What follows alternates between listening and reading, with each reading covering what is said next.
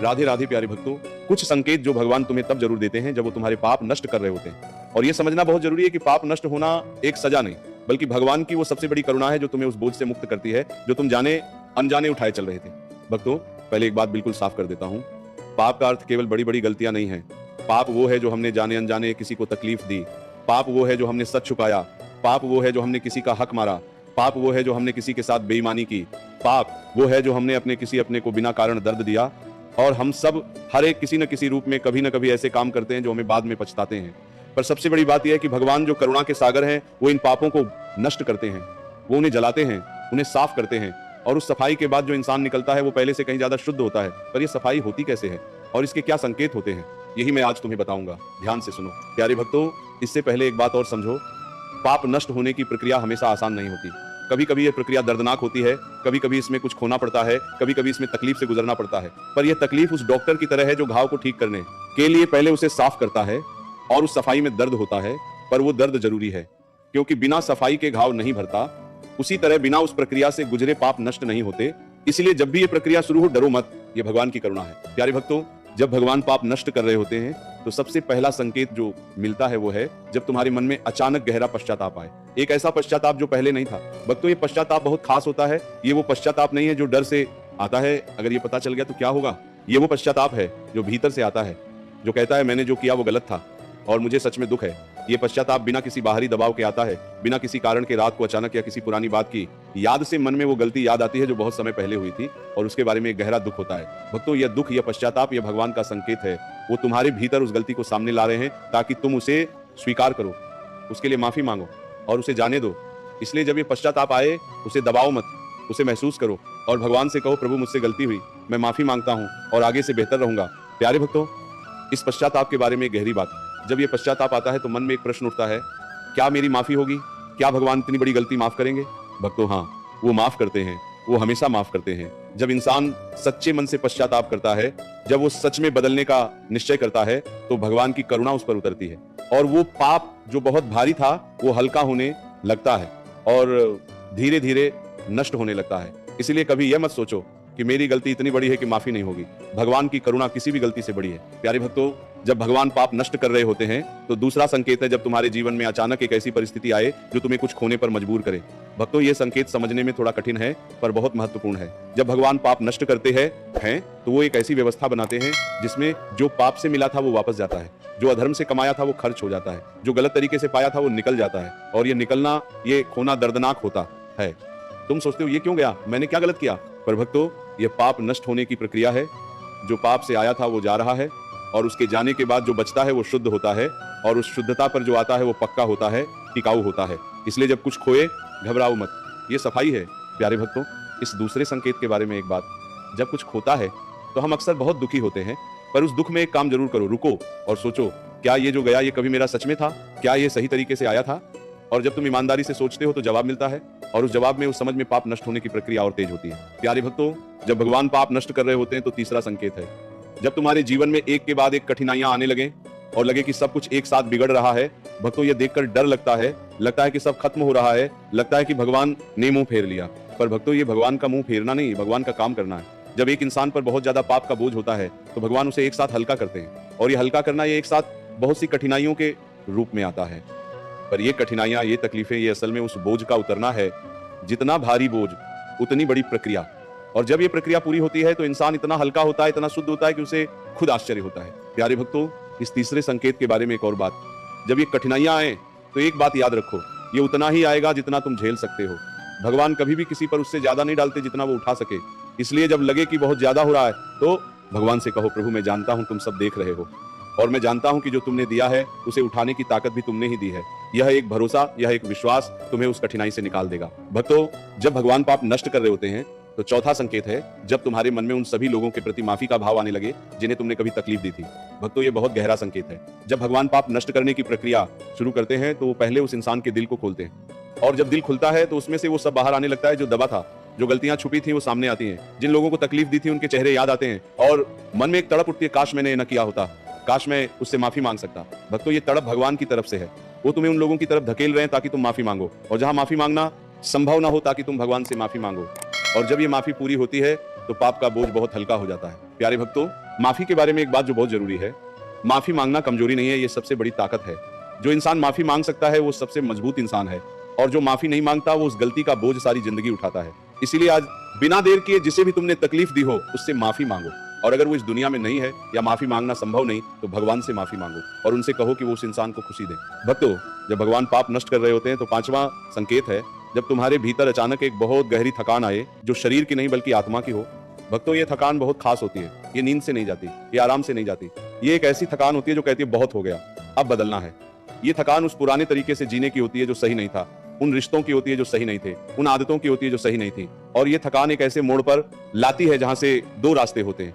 एक रास्ता वापस उसी पुराने तरीके पर जाना और दूसरा रास्ता बदल जाना। भगवान चाहते हैं कि तुम दूसरा रास्ता चुनो, और ये थकान उसी दूसरे रास्ते की तरफ धकेल रही है। इसीलिए जब ये थकान आए उससे डरो मत, उसे सुनो और वो बदलाव करो जो तुम जानते हो जरूरी है। प्यारे भक्तों, इस पांचवें संकेत के बारे में एक और बात, जब ये थकान आती है तो साथ में एक स्पष्टता भी आती है, एक ऐसी समझ जो पहले नहीं थी।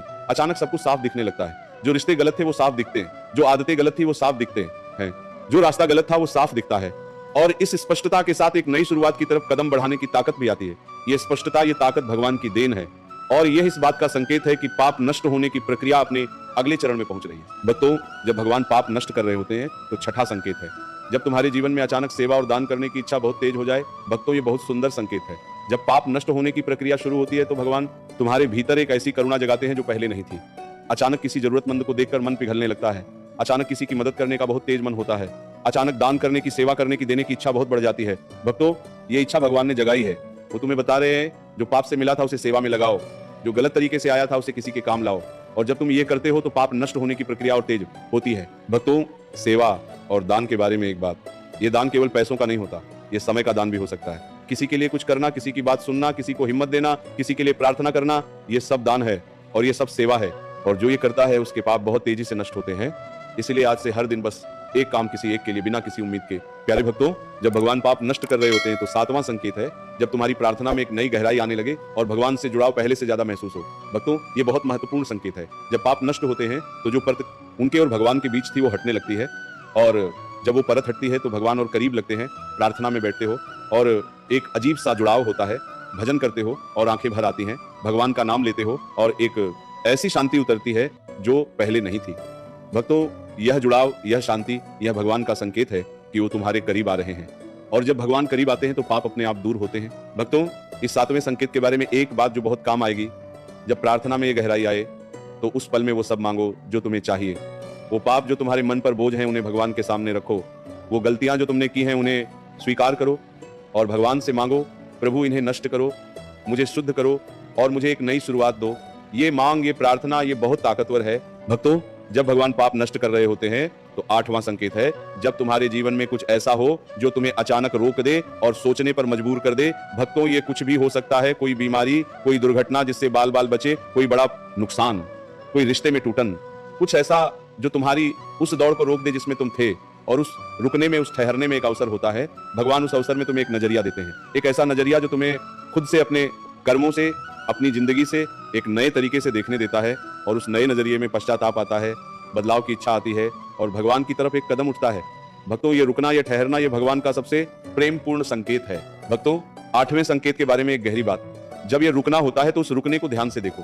भगवान उस रुकने में एक संदेश दे रहे हैं, वो कह रहे हैं रुको, देखो, सोचो और बदलो, और जो इस संदेश को सुनता है वो उस रुकने से बहुत बदला हुआ निकलता है, और जो नहीं सुनता वो फिर उसी दौड़ में लग जाता है और थोड़े समय बाद और बड़ा रुकना आता है। इसीलिए छोटे संकेतों को पहचानो और उन पर ध्यान दो। भक्तों, जब भगवान पाप नष्ट कर रहे होते हैं तो नौवां संकेत है जब तुम्हारे भीतर से वो झूठी शांति खत्म हो जाए जो तुमने गलत कामों से बनाई थी। भक्तों, ये बहुत गहरा संकेत है। हम सब कभी ना कभी खुद को ये समझाने की कोशिश करते हैं कि जो मैं कर रहा हूं वो ठीक है। हम अपनी गलतियों के बारे में तर्क देते हैं, उन्हें जायज ठहराते हैं और एक झूठी शांति बना लेते हैं। पर जब भगवान पाप नष्ट करने की प्रक्रिया शुरू करते हैं तो वो पहले उस झूठी शांति को तोड़ते हैं, और जब वो टूटती है तो भीतर से एक बेचैनी आती है, एक ऐसी बेचैनी जो कहती है जो मैं कर रहा हूँ वो सच में सही नहीं है, और ये बेचैनी, ये पश्चाताप की शुरुआत है, और ये शुरुआत पाप नष्ट होने की शुरुआत है। भक्तों, इस नौवें संकेत के बारे में एक बात, जब ये झूठी शांति टूटती है तो बहुत तकलीफ होती है, पर यह तकलीफ जरूरी है क्योंकि इस तकलीफ में ही सच छुपा है, और जब सच सामने आता है तभी बदलाव होता है। इसीलिए इस तकलीफ से भागो मत, उसे महसूस करो, उसमें भगवान को खोजो और देखो वो तुम्हें एक नई समझ देते हैं। भक्तों, जब भगवान पाप नष्ट कर रहे होते हैं तो 10वां संकेत है जब तुम्हारे जीवन में वो लोग और वो परिस्थितियां अपने आप दूर होने लगे जो तुम्हें गलत रास्ते पर ले जा रहे थे।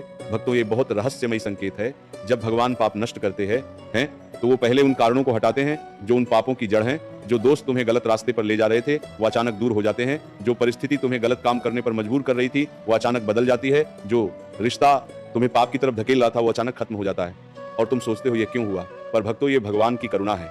वो तुम्हें उन जड़ों से दूर कर रहे हैं जो पाप की जड़ें थीं, और जब जड़ें हटती हैं तो पाप खत्म होते हैं।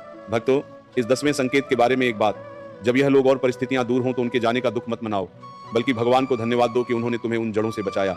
और जो जगह खाली हुई उसमें कुछ बेहतर आएगा। भगवान की व्यवस्था में खालीपन नहीं होता, जो जाता है उसकी जगह कुछ बेहतर आता है। भक्तों, जब भगवान पाप नष्ट कर रहे होते हैं तो 11वां संकेत है जब तुम्हारे सपनों में या जागते हुए एक ऐसी अनुभूति हो जो तुम्हें भीतर से हिला दे। भक्तों, ये बहुत व्यक्तिगत संकेत है, पर यह होता जरूर है। कभी रात को ऐसा सपना आता है जो बहुत सच लगता है। कभी किसी बड़े बुजुर्ग की याद आती है जो अब इस दुनिया में नहीं, और उनकी कोई बात याद आती है जो बिल्कुल सही लगती है। कभी जागते हुए एक ऐसी अनुभूति होती है कि कोई पास है, कोई देख रहा है, कोई कह रहा है बदल जाओ। भक्तों, ये सब भगवान के तरीके हैं।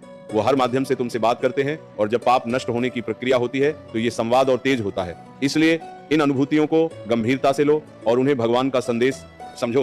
भक्तों, जब भगवान पाप नष्ट कर रहे होते हैं तो 12वां संकेत है जब तुम्हारे भीतर एक नई ऊर्जा आए, एक ऐसी ऊर्जा जो तुम्हें अच्छे काम करने पर मजबूर करे। भक्तों, ये ऊर्जा बहुत खास होती है। ये वो ऊर्जा है जो कहती है अब बदलना है, अब कुछ अच्छा करना है, अब पुरानी गलतियों को सुधारना है। और ये ऊर्जा इतनी तेज होती है, इतनी स्पष्ट होती है कि तुम उसे नजरअंदाज नहीं कर सकते। भक्तों, ये ऊर्जा भगवान ने दी है, और वो तब देते हैं जब वो तुम्हारे पाप नष्ट करने की प्रक्रिया के अंतिम चरण में होते हैं। ये ऊर्जा एक नई शुरुआत की ऊर्जा है।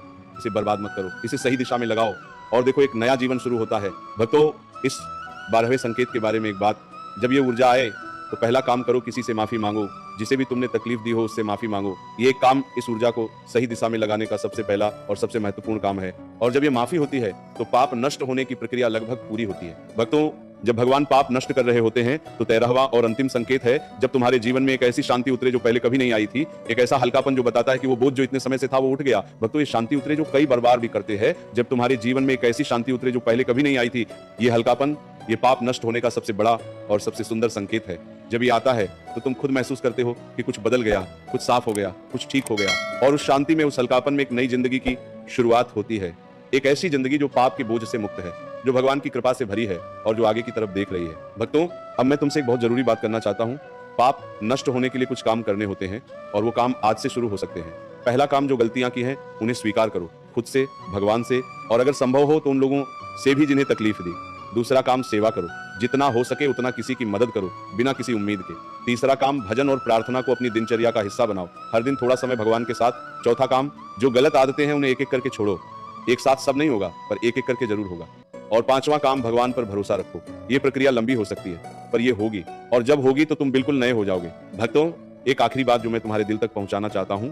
पाप नष्ट होने के बाद जो इंसान निकलता है वो पहले वाले इंसान से कहीं ज्यादा अच्छा होता है, क्योंकि उसे वो अनुभव मिला जो उसे गहरा बनाया, उसे वो दर्द मिला जो उसे करुणावान बनाया, उसे वो प्रक्रिया मिली जो उसे भगवान के करीब ले गई। और इसीलिए हर वो तकलीफ जो पाप नष्ट होने की प्रक्रिया में आई वो बेकार नहीं गई। उसने तुम्हें वो बनाया जो तुम्हें बनना था। प्यारे भक्तों, आज जो संकेत मैंने बताए, गहरा पश्चाताप, कुछ खोना, एक साथ कठिनाइयां, माफी का भाव, आत्मा की थकान, सेवा की इच्छा, प्रार्थना में गहराई, जिंदगी का रुकना झूठी, शांति का टूटना, गलत लोगों और परिस्थितियों का दूर होना, भीतरी अनुभूति, नई ऊर्जा और एक गहरी शांति, ये सभी भगवान के वो संकेत हैं जो वो तब देते हैं जब वो तुम्हारे पाप नष्ट कर रहे होते हैं। इन्हें पहचानो, इनसे डरो मत, इन्हें भगवान की करुणा समझो, और इस प्रक्रिया में भगवान का साथ दो, क्योंकि जो भगवान का साथ देता है भगवान उसका साथ देते हैं, और जिसका भगवान साथ दे उसे कोई नहीं रोक सकता। राधे राधे।